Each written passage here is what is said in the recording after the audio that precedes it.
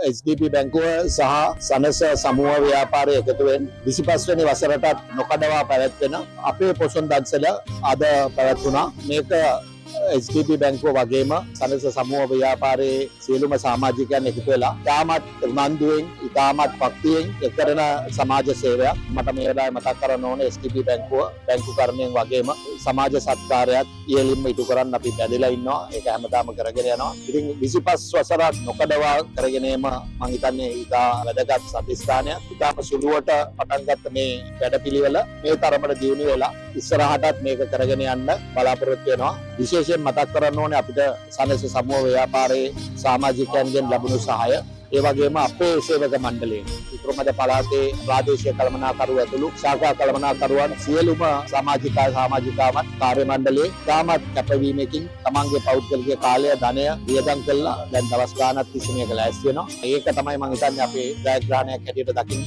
මොකද අපේ කණ්ඩායම් හැංගීම වැඩ කරන විතරක් නෙමෙයි මේ වගේ අවස්ථාවලත් ඉස්මතු වෙනවා. ඉතා ආඩම්බර දවසක් අපිට.